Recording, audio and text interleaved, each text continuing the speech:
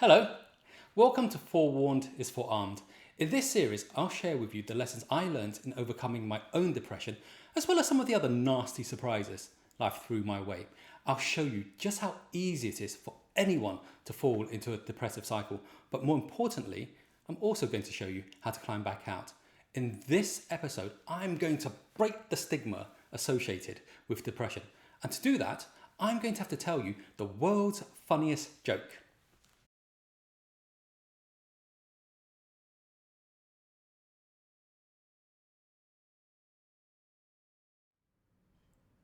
Hi, I'm Shun. I'm not a doctor and I'm not a celebrity. I actually work in an office where I punch numbers into spreadsheets and draw really cool pictures on PowerPoint. So, what qualifies me to talk about mental health and depression? Well, you see, 11 years ago, my life was very different. I was younger, fitter. I still had a full head of hair. My employers, recognizing my spreadsheet punching, PowerPoint drawing prowess, packed me off to a management training course to have me fight it out for a promotion. This was it, a chance for the big times. I was going to move from middle management to senior middle management. Hey, it's a big deal for us office workers. Unfortunately, during the assessment, I slipped and broke my knee. And no, before you ask, alcohol wasn't involved.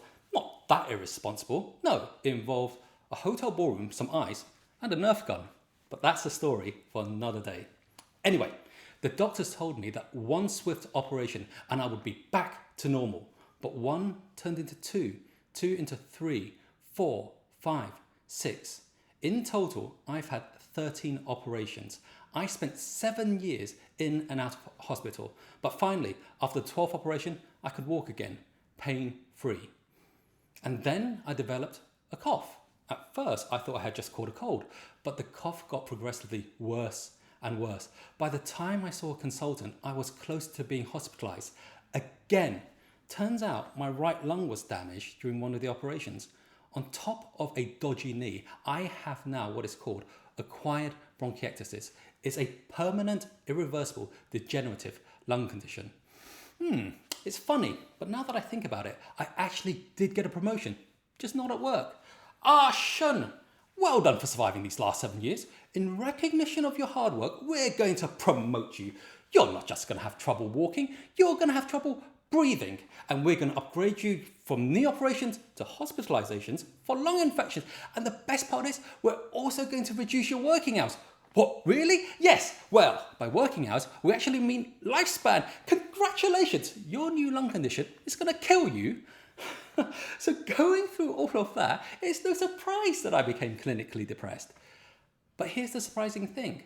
I didn't become clinically depressed after spending 7 years in absolute agony from knee pain. I didn't become depressed after they told me of my lung condition. No, I became depressed at the very start, right after the fall. And in a perverse way, that was a good thing. It forced me to manage my thoughts and emotions, and that helped me cope with the much nastier things that were to come. And for me, that's what depression really is. It's a thought and emotional disorder. And because of the stigma we attach to emotions, feelings, it stops us from recognizing when we might have a serious problem. I bet you just cringed when I said the word feelings. See, that's how strong the stigma is. So in this episode, I'm going to completely and utterly break that stigma. But remember, I'm not a doctor. I'm just a bald guy who's been through some stuff. Let me take you on a little thought experiment. Imagine for a moment that you and we're old friends. We meet at a pub one day. We have a couple of drinks and I proceed to tell you a joke. Not just any joke, but my best joke. It is in fact the world's funniest joke. What do? Why, you laugh, of course. I mean, it's a really funny joke. Now imagine if, after hearing this joke, you can't stop thinking about it. And each time you do, you laugh. And no matter how hard you try, you can't stop laughing. What do you do now? You go see a doctor, right? I mean, there is clearly something wrong with you. I'm a funny guy, but I'm not that funny. Let's flip it. Instead of me telling you a joke, let's change it for an event. Something sad, something depressing. And instead of laughing, you cry. and you keep crying. And no matter how hard you try, you can't stop crying. What do you do now? Do you still go see a doctor? Or do you keep that stiff upper lip and soldier on? Ignore it the best you can. Bottle it up and try to snap out of it. But crying uncontrollably is no different from laughing uncontrollably.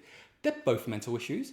They're both emotional issues. So why is it that there is no shame in seeing the doctor for one, but not the other? The answer, well, according to me at least, lies in our childhood, in how we were first taught to control our feelings. Let's take a trip down memory lane, back to when we were children. Things were far different back then. It was an age before the internet, when photos were still black and white, before we had colour. No, I'm joking. Not that old. Children are highly emotional. They can be laughing 1 minute and then bawl their cute little eyes out the next. Check out YouTube for ridiculous reasons why kids cry, and you'll see they can literally cry for anything. And that's perfectly normal. A newborn baby comes into this world with a great big cry. Crying is the first and main form of communication.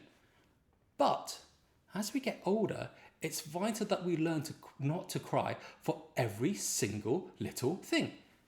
Spill your drink? That's okay, we'll get you a new one. Someone else is on the swing? Wait your turn. Bawling your eyes out because you lost at a board game? Well, that's because you suck. It's true, nobody likes a crybaby, especially if they're 43. So we all learn from a very young age how to shut off, ignore and dismiss negative emotions. And this works really well because, let's face it, if you had a half-decent childhood, 99% of the times you cried was because of something silly, and the shame you felt, totally justified. But as an adult, ignoring your feelings isn't a good strategy. As an adult, there will be times when you are hurt emotionally. For example, the loss of a family member or a friend. Live long enough and it's going to happen. But there's no shame in grieving the passing of a loved one. If anything, not having any emotions at a funeral might just make you a heartless monster. But those aren't the times we should be worried about. It's the time when, as an adult, you are hurt by something trivial and small, by something other people get over with ease, but not you. And just as you did when you were a kid, you're going to ignore it, to bottle it up and pull yourself together, because you're an adult now and no longer a crybaby. And with that, you would have taken your very first steps towards depression. And that's exactly how it happened for me. If I told you that I became depressed after I found out that 30% of people with my lung condition die within 13 years, and that at my current rate of infection, I'm likely to be part of that statistic, that wouldn't surprise you at all. In fact, you might actually feel a little sorry for me. But I wouldn't get much sympathy if I told you that I became depressed because I fell over and had to take 6 weeks off work. I wasn't sacked. The office, they were really good about it. And so were my family. I was looked after and pampered. And physically, apart from a pretty cool looking scar, I would be no different. But that was enough to send me teetering on the edge. And well, if I wasn't fortunate enough to have been referred to a psychiatrist when I did, the question on everyone's mind would have been, what happened to him? Things didn't seem that bad. Why'd he go and do a silly thing like that? And that right there is the core of the stigma. It's when grown-ups get themselves into an absolute muddle over a trifling little matter. Externally, we look at the person and wonder, what on earth is wrong with them? And internally, we look at ourselves and wonder, what on earth is wrong with me? But that trifling little matter can and will send you into a depressive cycle if you don't acknowledge and resolve the underlying problem, whatever that might be. I didn't become depressed because I broke my leg. I became depressed because I wasn't able to emotionally process what was happening up here. And that created a set of negative thought patterns that ended up dominating my entire being, to the point that all I wanted to do was for it to stop, whichever way I could. You see, depression is a sneaky little bastard. It creeps up on you. You don't wake up one morning and think to yourself, God, I'm depressed, but you know what? I'm too embarrassed to ask for help because asking for help is for the weak, and I ain't weak. Urgh. It wasn't like that for me at all. I actually don't have an issue asking for help. See that clock up there? I know I'm crap at DIY, and because I didn't want my walls looking like Swiss cheese, I had to ask my brother-in-law to hang it up for me. Shout out to Simon. The problem wasn't that I was too afraid to ask for help. The problem was that I couldn't see the hole I was digging myself into. Depression is a serious medical condition, but it's not like breaking a bone or chopping off the tip of a finger. And I've done both. If you do either of those, you know you're in trouble because it bloody hurts or there's blood spurting everywhere. And the sensible thing to do? Get yourself to the hospital. Depression? It's not like that. It's more like getting a little cut. Most of the time, you don't have to do a thing and the cut heals by itself. But sometimes, just sometimes, that cut becomes infected. At the start, you won't even know you're infected. You carry on as normal.